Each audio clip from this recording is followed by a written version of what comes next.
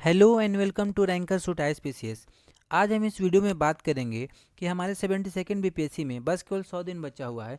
तो हम 100 important topic को देखते हैं जिसके थ्रू हम आसानी से 100 मार्क्स को ला सकते हैं इस बार, और हम अपनी कट ऑफ को लेकर श्योर हो सकते हैं।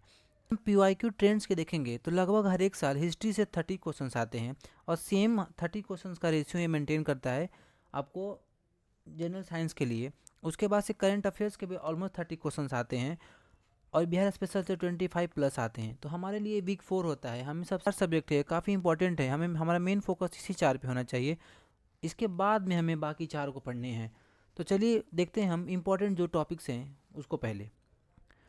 अगर हम फिजिक्स की बात करेंगे तो हमें सबसे इंपॉर्टेंट है लाइट एंड रेडिएशन का। अगर आपने एईडीओ का पेपर देखा होगा तो आपको कुछ क्वेश्चंस मिले होंगे कि कौन सा इमेज कहाँ पे बनता है। तो ये बहुत ही इंपॉर्टेंट टॉपिक है, लाइट एंड रेडिएशन बीपीएससी का फेवरेट टॉपिक है। उसके बाद से हम देखेंगे तो यूनिट्स, मेजरिंग यूनिट और एनर्जी कन्वर्जन पे भी आते हैं। फिर सोलर सिस्टम, खासकर सेटेलाइट्स को आपको फोकस करना है। उसके बाद हीट है, इलेक्ट्रिसिटी है और नोबेल प्राइज है। बेसिकली हमें ये देखना होता है कि जिस ईयर अगर किसी साइंटिस्ट को नोबेल प्राइज़ मिला है तो उसको किस लिए मिला है, किस टेक्नोलॉजी के लिए मिला है। अगर हम और देखेंगे तो वेट, मास और वेक्टर और स्केलर है। इसमें भी मेन फोकस होता है हमारा कि जो वेक्टर और स्केलर का बात है तो इस पे हर क्वेश्चन आते हैं कि कौन सा क्वांटिटी वेक्टर में आता है, कौन सा क्वांटिटी स्केलर में आता है। फिर साउंड से भी हमारे क्वेश्चन आते हैं। तो हमारे फिजिक्स में लगभग 8 ही इंपॉर्टेंट टॉपिक है जो मेन है। बाकी अगर हम केमिस्ट्री में देखेंगे तो एसिड बेस सब, और इसमें भी एसिड ज़्यादा इंपॉर्टेंट है। फिर मेटल्स और सेमीकंडक्टर हमारा काफ़ी इंपॉर्टेंट टॉपिक है, और एलवाइज भी बीपीएससी के लिए इंपॉर्टेंट है। पॉल्यूशन एंड गैसेस तो सबके लिए, कोई भी एग्जाम्स के लिए इंपॉर्टेंट है, चाहे यूपीएससी हो फिर बीपीएससी हो। फिर कार्बन एंड CO2, उसके बाद एटम्स, मॉलिक्यूल्स भी इंपॉर्टेंट है। फिर सोप एंड डिटर्जेंट भी इंपॉर्टेंट है।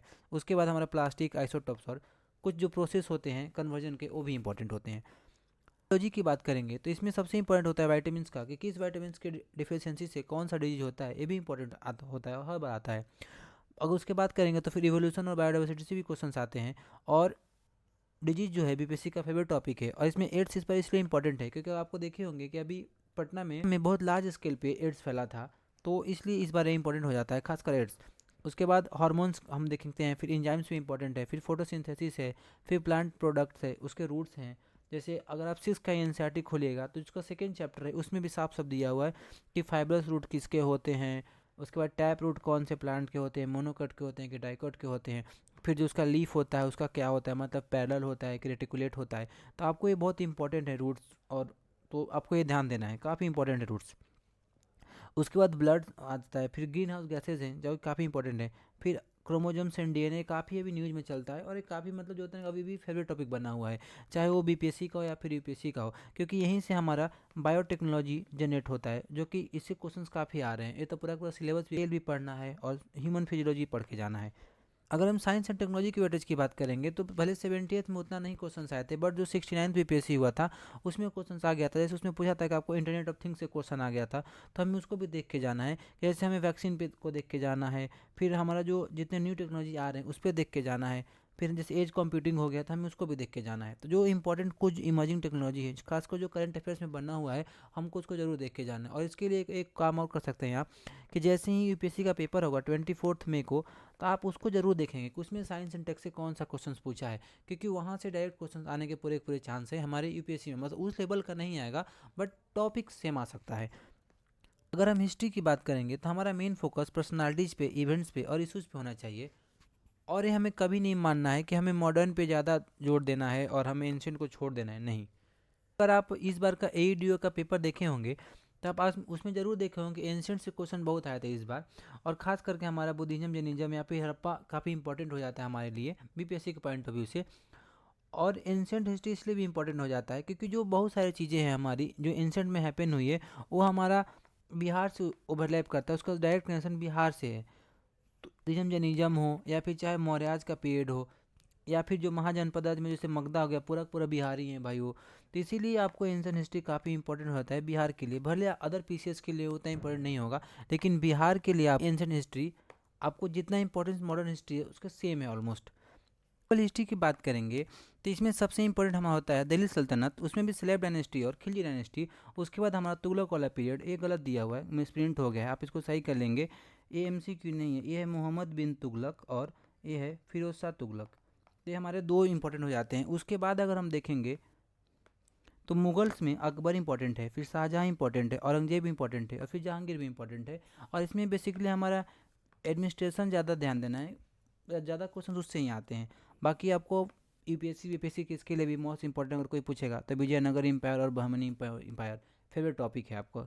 उसके बाद जो सबसे ज़्यादा ध्यान देना है आपको, बुक्स एंड ऑथर पर ध्यान देना है, इससे बहुत क्वेश्चन आते हैं और ट्रेवलर पे भी। तो आपको ये दोनों जरूर करके जाना है। अब बात करें, अगर हम मॉडर्न हिस्ट्री को देखेंगे तो इसमें सबसे इंपॉर्टेंट है गांधीयन फेज। या आपका यूपीएससी के लिए, बीपीएससी के लिए, या फिर कोई भी आप स्टेट पीस के एग्जाम देते हैं तो आपको गांधी से और वीमेन से तो ज़रूर करके ही जाना है।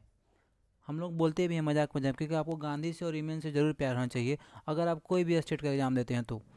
उसके बाद कांग्रेस सेशन है, हमें नहीं लगता कि ज़्यादा इंपॉर्टेंट है कांग्रेस सेशन, क्योंकि गवर्नमेंट चेंज हो गई है। बट जो बिहार में जो 3 हुआ था वो ज़रूर करके जाएं। अगर आपको याद है तो कमेंट भी करें कौन कौन से बिहार में हुए थे 3 कांग्रेस के सेशन। उसके बाद आपको थर्ड पे जो मॉडरेट्स का और जो एक्सट्रीमिस्ट्स का फेज था, मॉडरेट मूवमेंट हो, ट्राइबल का मूवमेंट हो, या फिर हमारा सोशियो रिलीजियस रिफॉर्म मूवमेंट हो, काफ़ी इंपॉर्टेंट होता है। और हमें देखना है कि जो हमारे बुक्स और ऑथर हैं वो चाहे किसी पीरियड का हो, चाहे एंशिएंट पीरियड का हो या फिर मिडिवल का हो या फिर हमारा मॉडर्न का ही क्यों ना, बहुत इंपॉर्टेंट है, हर बार आता है इससे क्वेश्चन। और हमें गवर्नर जनरल भी देख के जाना है, और हमारा थोड़ा बहुत मतलब ज़्यादा नहीं but British expansion and their policies को देख के जाना है। और जो सबसे इंपॉर्टेंट टॉपिक है जो कि ओवरलैप करता है पॉलिटी से भी और मॉडर्न हिस्ट्री से भी, अगर आप लक्ष्मीकांत का पहला चैप्टर देखेंगे तो उसमें दिया गया कि कौन से एक्ट में क्या क्या हुआ है, तो आपको उसको तो पूरा रट के ही जाना है, उससे हर बार ज़रूर क्वेश्चन आएंगे। अगर हम पॉलिटी की बात करेंगे तो जो सबसे इंपॉर्टेंट है वो पार्लियामेंट है। अभी आप देखे होंगे कि जो हमारा जो वीमेन बिल है, या फिर उसको कुछ लोग डिलिमिटेशन बिल भी बोलेगा, तो दोनों बिल बोल सकते हैं, वो हमारे पार्लियामेंट में नहीं पास हो पाया है क्योंकि गवर्नमेंट को 2/3 का मेजोरिटी नहीं मिल पाया है। तो हमें तैयार करना है कि मेजोरिटी कितने प्रकार की होती है, कब कब कौन सा मेजोरिटी लगता है, तो हमें बहुत अच्छे से इसको करके जाना है। हमारे जो हाउसेज हैं, किस हाउस में कितना मेंबर है, अभी हम कितना मेंबर बढ़ाने की बात कर रहे थे। और इवन इस बार एडीओ में तो एग्जैक्ट नंबर पूछा था कि कितने वोट से हमारे जो वाइस प्रेसिडेंट थे वो जीते थे। तो आप कोई भी क्या पार्लियामेंट का जो नंबर है ना, काफ़ी इंपॉर्टेंट है, आपको याद करके जाना है कि बिहार से कितनी सीटें हैं राज्यसभा में या फिर लोकसभा में। अगर राज्यसभा में, अगर लोकसभा में कोई सीट है तो कितनी रिजर्व है वहाँ पे, तो आपको ये बहुत अच्छे से करके जाना है। पार्लियामेंट है बहुत इंपॉर्टेंट है। उसके बाद एग्जीक्यूटिव भी इंपॉर्टेंट है, मतलब जुडिशरी भी हम देख लेंगे। फिर पीआरआई और यूएलबी, पंचायती राज इंस्टीट्यूशन और अर्बन लोकल बॉडीज, ये काफ़ी इंपॉर्टेंट है। और बिहार के लिए पीआरआई काफ़ी इंपॉर्टेंट है क्योंकि नीतीश कुमार का बहुत ज़्यादा फोकस था इस पर।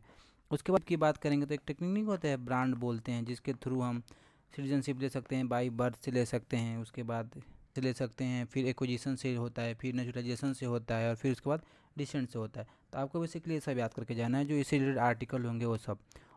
और ये भी याद करके जाना है कि हमें कैसे सिटीजनशिप को हमसे छीनी जा सकती है।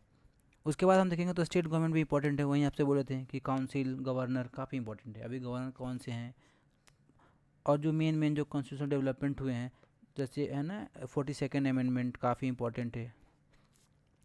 उसके बाद और देखेंगे तो हम preamble, fundamental right, DPSP, fundamental duties, ये तो आर्टिकल आपको आर्टिकल 1 से लेके आर्टिकल 50 तक आपको याद ही होने चाहिए भाई, इसमें कोई दो राय नहीं है। सिंबल, फंडामेंटल राइट, डीपीएसपी और फंडामेंटल ड्यूटीज काफ़ी इंपॉर्टेंट है। और इसमें भी पूछता है, जैसे डीपीएसपी में पूछ जाता है कि कौन सा सोशलिस्ट है ना, कौन सा लिबरल है। अगर फंड की बात करेंगे तो इस बार एडीओ में से क्वेश्चंस भी आए थे, और अभी काफ़ी डीप में क्वेश्चंस आया था। जो तो आर्टिकल 51A हमें ये पूरा याद होना चाहिए कि आर्टिकल 51A के क्लॉज ए में क्या है, क्लॉज बी में क्या है, क्लॉज सी में क्या है, ऐसे हमको पूरा याद होना चाहिए।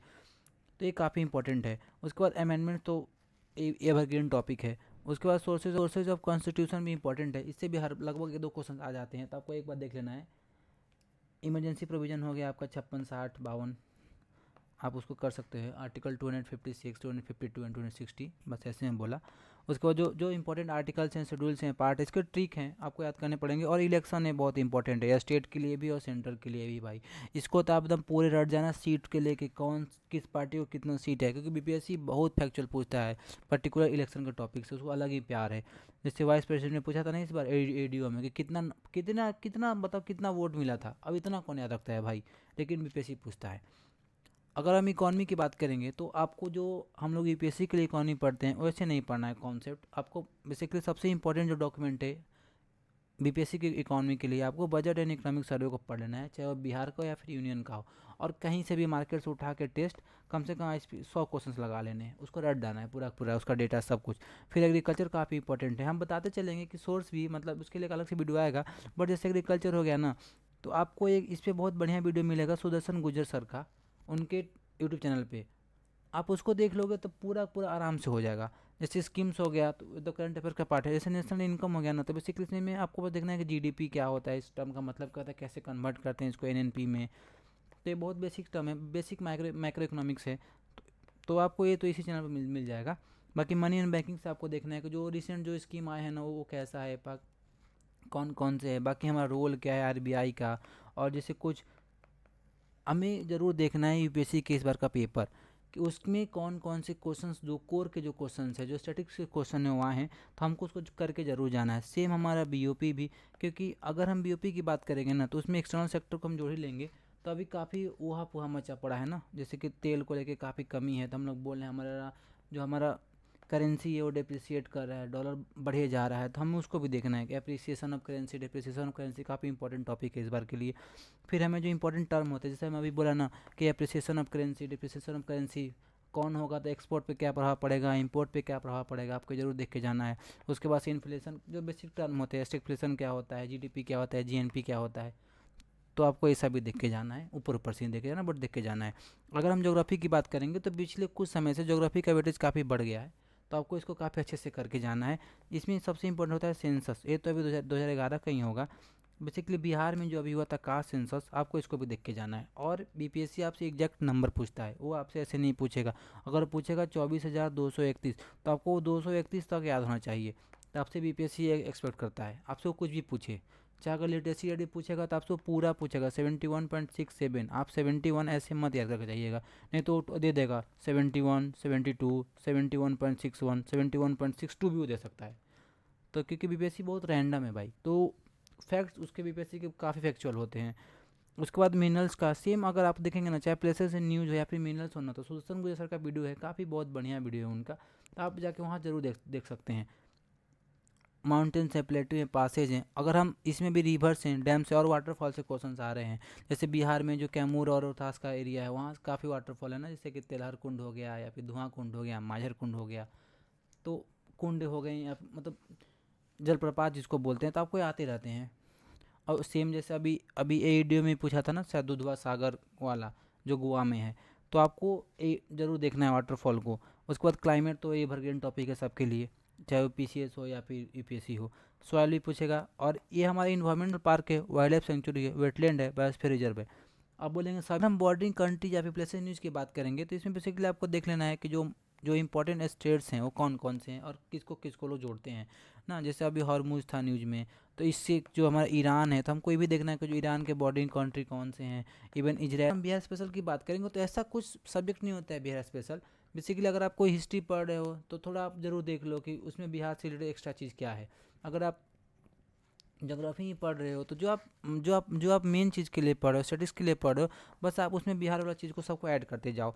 जैसे हिस्ट्री में भी, लेकिन हमें ज़्यादा फोकस क्या होना चाहिए, तो 1857 में, इसमें भी बिहार सबको पता है कि बाबू बीर कुंवर सिंह जो जगदीशपुर आरक के हैं, उन पर काफ़ी फोकस रहता है, तो आपको उनको अच्छे से देख लेना है। फिर गांधी को जरूर देखना है, चंपारण मूवमेंट वाला।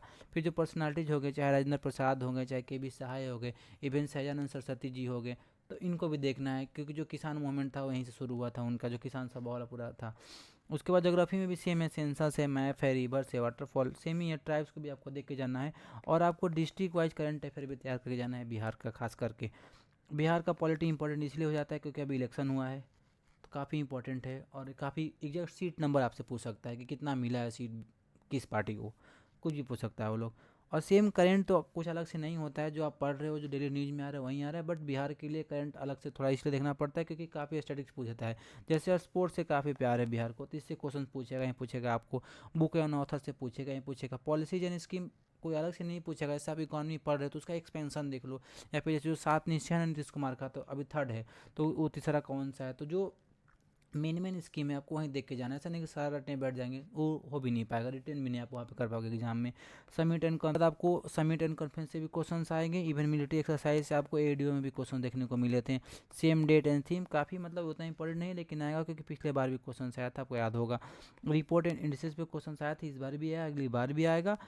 और जो जो इंपॉर्टेंट है, यानी जो जो न्यूज़ में बनना हुआ है, आपका national park, wild life sanctuary, उससे आपको क्वेश्चन जरूर देखने को मिलेंगे। और आपको यूनेस्को के जो वर्ल्ड हेरिटेज साइट हैं आपको उससे भी क्वेश्चंस मिलेंगे, जैसे भी आएंगे। तो आपके पास लगभग 90 से 100 टॉपिक है, और आपके पास दिन भी लगभग 95 से 100 बचा हुआ है। तो आपको इतना ही टॉपिक करके जाना, और ये भी ना आपको लग रहा हो कि 90 टॉपिक है, 100 टॉपिक है, नहीं, इसमें काफ़ी टॉपिक ओवरलैप करता है, तो इतना भी नहीं। अगर आप इसको और कट पिट करेंगे ना तो आपके पास लगभग 70 टॉपिक ही मिलता है जो इंपॉर्टेंट होता है। तो आपको उसी हिसाब से पढ़ाई करनी है, ध्यान देनी है। और दूसरा चीज़ और भी ध्यान देना है कि कम से कम आप एक काम ज़रूर करना कि जो ADO का जो 3 सेट हुआ है, GS का नहीं, जो उसका रीजनिंग का हुआ है उसको ज़रूर बना लीजिएगा, क्योंकि जो आपके 10 क्वेश्चन आते हैं ना BPSC में, आपका आराम से हो जाएगा। बस केवल आप मतलब बनाने का सेंस कि इसको रटना है। जैसे जिस कॉन्सेप्ट जो लोग क्वेश्चंस पूछे हैं ना, आप उसको जरूर देख के चल जाएंगे कि अच्छा चलो ये रीजनिंग से इस टाइप का, जैसे कैलेंडर से पूछा तो एक बार देख लें कैलेंडर का मतलब कैसे क्वेश्चंस बनते हैं, या फिर ब्लड रिलेशन वाला कैसे बनता है। तो आपको 10 क्वेश्चंस, क्योंकि एक ये होता है ना, ये लो हैंगिंग फ्रूट है भाई, इसमें लगभग 10 में से ऑलमोस्ट लोग 9 तो ला ही देगा। तो आपको इसको भी करके जाना ही है। बाकी आप इतना कर लो, आराम से हो जाएगा, कोई दिक्कत नहीं है। आराम से आपका 100 के आसपास नंबर रहेंगे, और अगर आप 100 के आसपास नंबर लाते हो +-2, तो आप कंफर्म रहो कि आपका आराम से BPSC इस बार हो जाएगा 72nd। तो हमारे तरफ से ऑल दी बेस्ट सभी को। ये हमारा यूट्यूब चैनल है, आप इसको सब्सक्राइब कर सकते हैं। ये हमारा इंस्टाग्राम हैंडल है, इसको आप फॉलो कर सकते हैं। और ये हमारा टेलीग्राम है, ये PDF भी हमारे यहाँ मिल जाएगा। और बाकी जो इंपॉर्टेंट नोट्स होते हैं वो हम यहाँ पे शेयर करते रहते हैं, चाहे कहीं से भी आता हो, जो फ्रीली एक्सेसिबल रहता है आपको यहाँ पे शेयर हो जाता है। तो आप इसको जरूर फॉलो कर लें। For more update like and subscribe to rank student species. Thank you for watching. Signing off for the day.